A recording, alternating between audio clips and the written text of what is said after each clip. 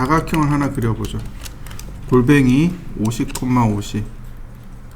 그 다음 뒷라인 제가 이렇게 치수를 하나 넣어 봤습니다. 자, 여러분들도 치수를 하나 넣어 보시죠. dim스타일 모디파이, 그 다음에 이제 우리가 공부해야 될 게 프라이머리 유닛. 프라이머리 유닛하고 얼터네이트 유닛은 쉽게 얘기해서 프라이머리 유닛은 내가 주로 사용하는 단위, 그 다음 얼터네이트 유닛은 내가 부가적으로 혹은 대체적으로 사용할 단위라고 생각하시면 돼요. 먼저 프라이머리 유닛에 보면 유니트 포맷 디시멀로 되어 있습니다. 디시멀이라는 건 십진수를 뜻해요. 여기 보시면 과학지수라든지 뭐 여러가지 단위들이 나옵니다. 보통 디시멀이나 여기 있는 윈도우 데스크탑을 주로 사용합니다. 디시멀을 썼을 때 문제가 되는 게 있습니다. 여기 지금 보시면 프리시즌에서 소수점 두 자리로 되어 있고 디시멀 세퍼레이터, 즉 소수점 자릿수가 뭐로 되어 있는지 한번 보세요. 콤마로 되어 있는 거 보이시나요? 원래 페리오드로 나와야죠. 마침표로 나와야 소수점 자릿수가 되겠죠. 자, 다시 한번 보세요. 30.5 콤마 30 아니다. 아, 맞다. 30.5 콤마 30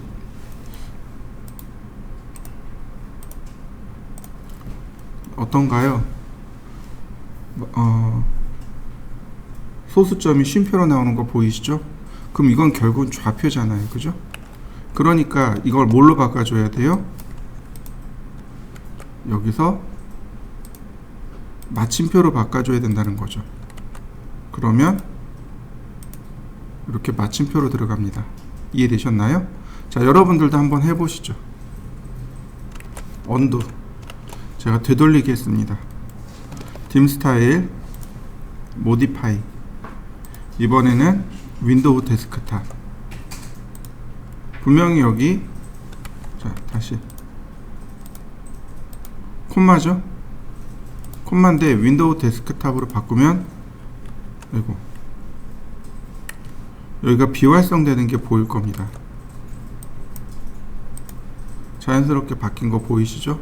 자, 또 하나 렉탱글 1000, 30 1000mm면 1m죠?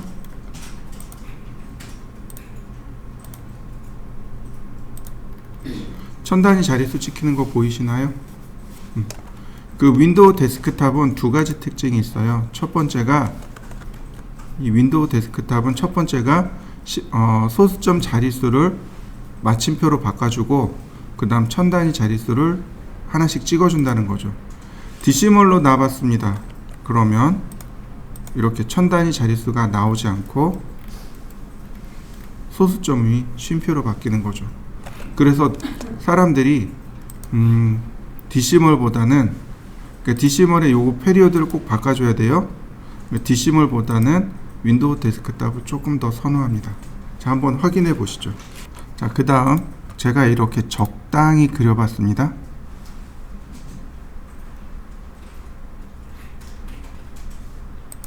제가 이렇게 적당히 그려봤어요. 근데 소수점 몇 자리까지 나오나요? 두 자리까지 나오죠? 근데 아이고, dim 스타일 모디파이, 여기 프리시즌에서 보면 소수점 두 자리까지 놓으라고 했기 때문에 그래요. 이걸 조절하면 소수점 자릿수가 이와 같이 조절이 됩니다. 조절된 거 보이시나요? 자, 여러분들도 조절 한번 해보시죠. dim 스타일 모디파이, 여기 소수점은 맨 아래 있는 여기 제로 서프레션과 연관이 있습니다. 여기 트레일링하고 리딩하고 두 가지인데요. 얘는 앞자리, 소수점 앞자리, 얘는 소수점 뒷자리란 뜻이에요. 얘를 끄게 되면 무조건 소수점이 다 나옵니다. 이런 식으로요. 소수점이 무조건 다 나와요. 소수점이 없으면 안 보는 게 정상이겠죠, 그죠? 그러니까 바로 이 트레일링은 소수점 없으면 보여주지 마세요. 소수점 있으면 보여주세요. 이런 뜻입니다. 그래서 있는 만큼만 지금 보여주는 거 보이시죠? 그에 비해서 예를 들어서 이걸 이렇게 해보죠. 딤 스타일 라이너, 자 0.5라고 했습니다. 길이를 0.5mm 줬어요. 그러면 소수점 앞에 0이 붙어 있죠. 요게 리딩입니다. 무슨 얘기냐면 이 리딩을 체크해 버리면 소수점 앞자리에 0이 있으면 보여주고 없으면 안 보여주고 이렇게요. 0.5인데 점으로 나오잖아요.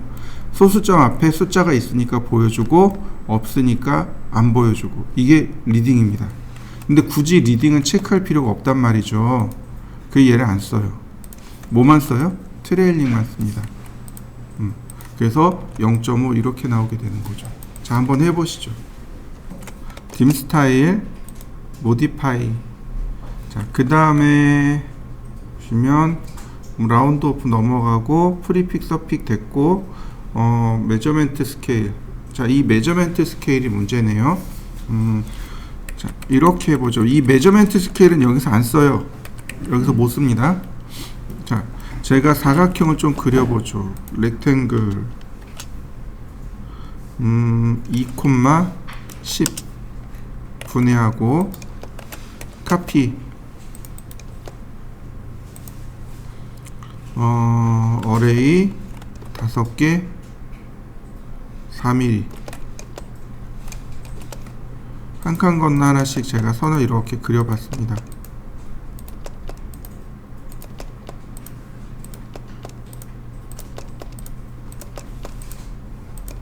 자, 그럼 이렇게 포크 모양이 됐죠, 그죠?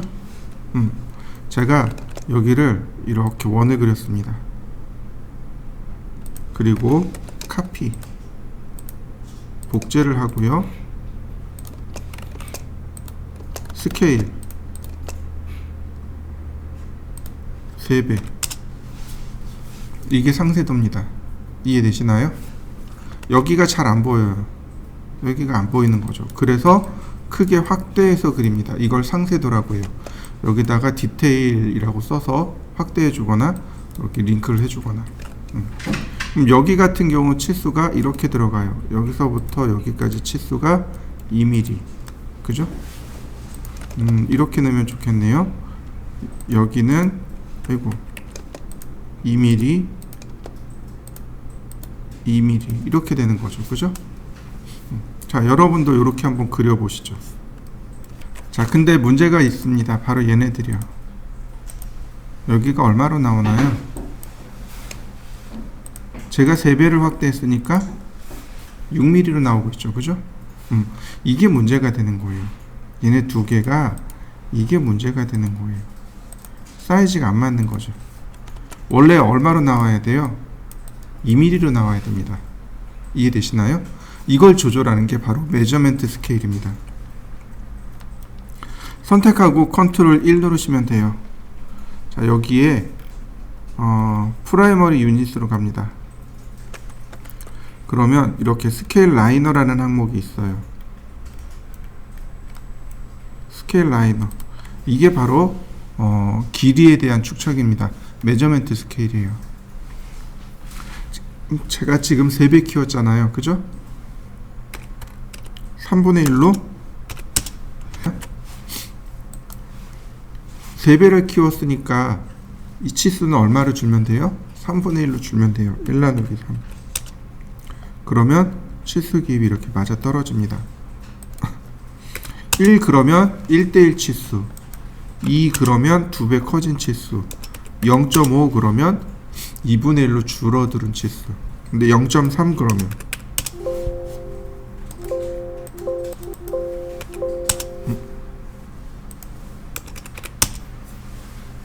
1.8이 되는 거죠. 그죠? 왜냐하면 0.33이어야 되거든요. 자, 그죠? 조금 치수가 작아요. 이런 경우 그냥 1 나누기 3 해버리면 알아서 계산 들어갑니다. 자, 한번 해보시죠. 이 방법은 잘 쓰는 거니까 꼭 기억해 두셔야 돼요. 상세도면 그릴 때 쓰는 거니까 꼭 기억해 두시면 되겠습니다. 만약에 여기서 쓰면 어떻게 될까요? 만약에 이곳에서 써버리면 모든 치수에 다 3분의 1 이렇게 들어가 버립니다. 그러니까 디멘전 스타일에서 못 쓰는 겁니다. 여기서 못 써요. 무슨 얘기인지 이해되시죠? 자, 이번엔 제가 선을 적당히 이렇게 그려봤습니다. 뒷앵글 48도 나오네요. 정확하게 제가 48도를 맞췄을까요? 아닌 거죠. 딤 스타일 모디파이, 바로 여기 소수점 자릿수가 없기 때문에 그렇습니다. 소수점 자릿수를 제가 세 자리로 놨습니다. 소수점 자릿수 나오는 거 보이시죠? 자, 각도에 대해서 소수점 자릿수 맞춰보시죠. 자, 이번에도 마찬가지 라인. 이번에는 각도를 좀 지켜보도록 하죠.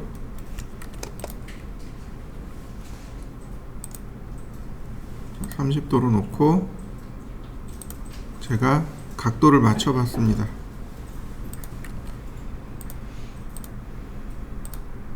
정확하게 각도 나오는데 어떤가요? 소수점 자릿수가 나오죠. 딤 스타일 보시면 바로 이거예요. 여기도 똑같이 제로 서프레션이라는 게 있단 말이죠. 트레일링을 체크해 주셔야 소수점 자릿수가 있으면 나오고 없으면 안 나오고. 자, 맞추어 보시죠. 자, 이번에는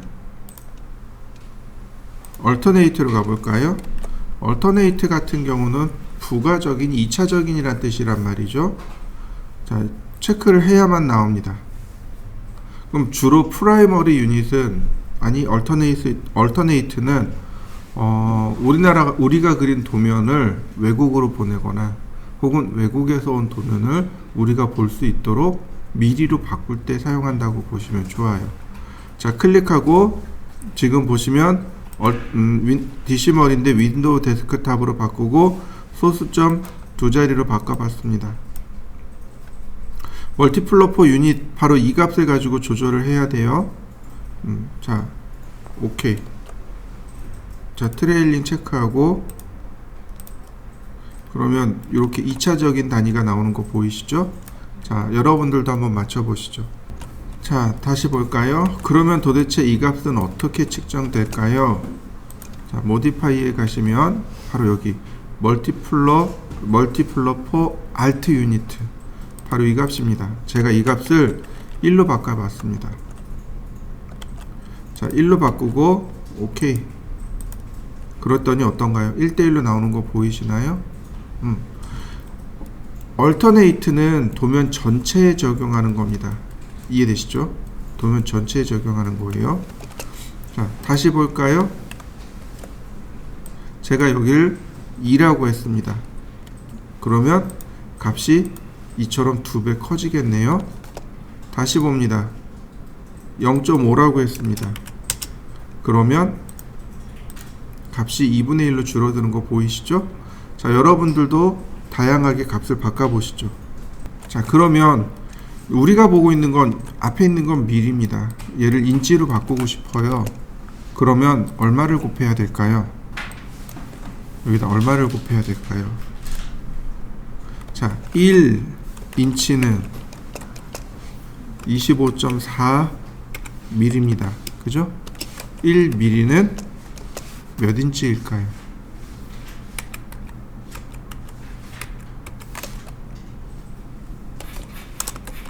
자, 이해되시나요? 분수로 바꿔버리면 돼요. 1인치는 25.4mm이지만 1mm는 25.4분의 1인치가 됩니다. 이해되셨나요? 넘기면, 숫자를 넘기면, 뒤로 넘기면 분수가 되죠? 그러니까 여기다가 이렇게 쓰는 거죠. 1 나누기 25.4 쓰면 에러가 나죠. 자, 왜 에러가 났을까요? 분수 나누기는 안 된다 그랬죠, 그죠? 정수 나누기 안 된다 그랬죠, 그죠? 그러니까 아니 정수 나누기만 된다 그랬잖아요. 그죠? 이렇게요. 254분의 10을 쓰면 값 들어간 거 보이시나요? 네, 이 값이 바로 미리를 인치로 바꾸는 겁니다. 이해되셨나요? 자, 한번 해보시죠. 자, 다시 또 보죠. dim 스타일 modify. 바로 여기 있네요. 이 라운드 디스턴스는 소수점 자릿수 반올림하기예요. 이거는 그냥 두셔도 되고, 우리가 기억해야 될 게 프리픽과 서픽입니다. 프리픽은 머릿말이고 서픽은 꼬릿말입니다. 그러니까 숫자 앞에 붙는 건 머릿말, 숫자 뒤에 붙는 건 꼬릿말. 이해되시나요? 여기다가 인치라고 써야 되겠네요. 그러면 프라이머리에는 밀이라고 써야 되겠고요. 자, 그러면 50mm 1.97 인치 금방 읽을 수 있겠군요. 그죠? 자, 서픽과 프리픽을 이용해서 이렇게 단위를 넣어 보시죠.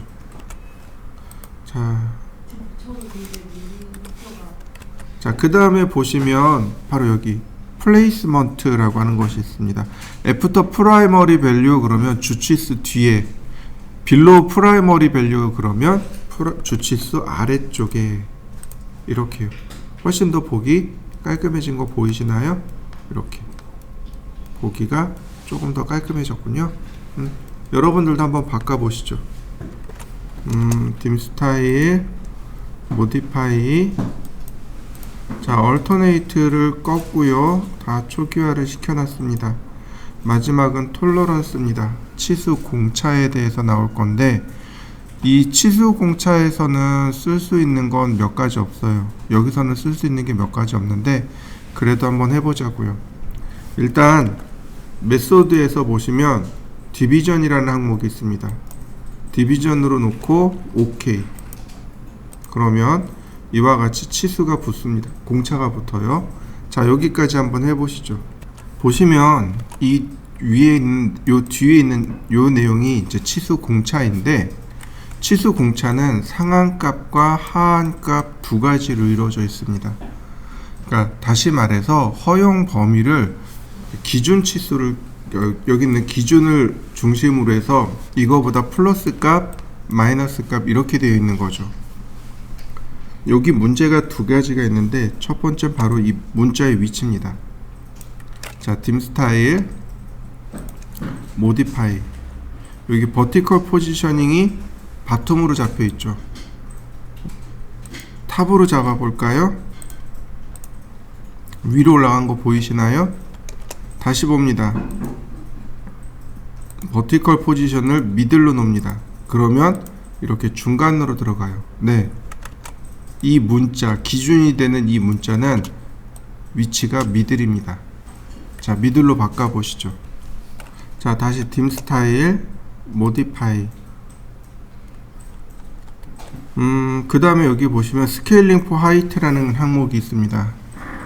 그러니까 축척이죠. 크기에 대한 축척이 1로 되어 있는데, 이 값을 0.5로 잡아줍니다. 이렇게요.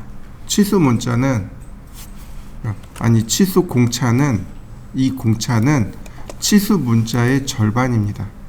이해되셨나요? 요게 기본 세팅입니다. 이게 기본 세팅이고, 여기서부터 어디로 들어가냐면 속성창으로 들어갑니다. 왜냐하면 모든 치수가 지금 다 공차를 가지고 있잖아요. 그죠? 근데 문제는 뭐냐면 모든 치수가 공차를 가지면 안 돼요. 그만큼 가공이 어렵기 때문에 그렇습니다. 모든 치수가 공차를 가지면 안 돼요. 자, 다시 dim 스타일, 자, 공차를 끄도록 합니다. none. 자, 이렇게요. 그러면 치수가 전부 다 사라진 걸 확인할 수 있습니다. 자, 여기까지 해보시죠. 방금 전에도 이야기했지만 모든 치수에 공차를 넣진 않아요. 그럼 어디에 들어가냐면 조립이 되는 조립면, 여기가 가장 작은 등급의 공차가 들어갑니다. 그 다음에 마찰이 일어나는 면, 그러니까 이런 부분들, 조립이 되거나 마찰이 일어나거나 이런 부분들에 대해 공차가 들어가요. 선택을 한 다음에 이렇게 컨트롤 키를 선택을 한 다음 컨트롤 1 누른 다음 맨 밑으로 내려가면 바로 여기에 공차가 항목이 있어요. 공차가 시멘트리컬이 있고 디비전이 있고 리밋이 있습니다. 맨 아래 베이직은 안 써요. 시멘트리컬은 위의 값, 플러스 값과 상한 값과 하한 값, 마이너스 값이 똑같은 걸 말해요. 그래서 이럴 때는 플러스 마이너스 이렇게 나옵니다. 자, 누르고 그러면 어퍼 값, 상한 값만 나오게 돼요. 그러면 이렇게 플러스 0.23 이렇게 나옵니다. 자, 한번 넣어 보시죠. 자, 이번에는 디비전입니다. 디비전은 이렇게 위아래로 값이 나눠지는데 이때 로우 값과 어퍼 값을 같이 주게 됩니다. 이런 식으로 톨러런스 리밋, 로우 값, 어퍼 값 다르게 주게 돼요. 어퍼 값은 상한 값입니다. 플러스 값이고 로우 값은 하한 값입니다. 기본 값이 마이너스예요. 그래서 여기다가 0.32 그랬더니 어떤가요? 플러스 0.23에서 마이너스 0.32까지 허용하겠습니다. 다시 말하면 49.68부터 50.23까지 허용하겠습니다. 이런 뜻이 되는 거죠. 이해되셨죠? 그 안에 들어온 것만 양품, 그 외에는 다 불량품 이렇게 되는 겁니다. 자, 플러스 마이너스로 값을 넣어 보시죠. 자, 그 다음에 보시면 이 값 자체가 플러스 공차도 있고요, 마이너스 공차도 있습니다. 이렇게 플러스 마이너스도 들어가는데 플러스를 넣을 수 있습니다. 이게 바로 여기 마이너스 값에 대해서 해당하는 내용인데요. 자, 우리가 중학교 다닐 때 배운 게 뭐냐면 마이너스와 마이너스를 곱하면 플러스 값이 나온다고 배웠습니다. 기억나시나요? 그 다음에 플러스 곱하기 플러스는 당연히 플러스고요. 근데 마이너스 곱하기 플러스 혹은 플러스 곱하기 마이너스는 결과가 마이너스로 나온다고 배웠습니다. 자, 다시 한번 보죠. 여기 로우 값이 기본 값이 마이너스라고 했어요. 그러니까 지금 들어온 값이 플러스예요. 그래서 마이너스가 나온 겁니다. 만약에 이 값에 마이너스 값이 들어오면 어떻게 될까요? 플러스 값으로 바뀌는 거 보이시나요? 플러스. 자, 어퍼 값에다가 제가 마이너스 0.3이라고 하고 로우 값에다가 0.23이라고 해봤습니다. 그리고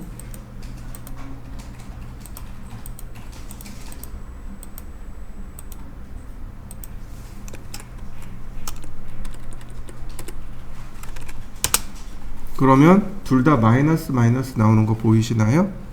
자, 한번 해보시죠. 자, 마지막으로 얘는 그리고 자, 리미트입니다. 리미트는 이렇게 값을 적용해 준 겁니다. 값을 적용해서 이렇게 보여준 거예요. 현장에서 일하시는 분들은 이렇게 주셔야 돼요. 현장에서 일하시는 분들한테 이렇게 줘야 됩니다. 설계자는 기준이 되는 치수를 기본으로 해서 여기 이 값보다 크거나 작거나 이렇게 생각하는데 현장에 있는 분들은 그렇게 생각하지 않아요. 작업을 하다가 중간중간에 치수를 재야 되거든요. 그래서 그 치수가 이 안에 들어오나 안 들어오나 그것만 따집니다. 그래서 현장에 있는 분들은 치수를 이렇게 주셔야 돼요. 한번 적용해 보시죠.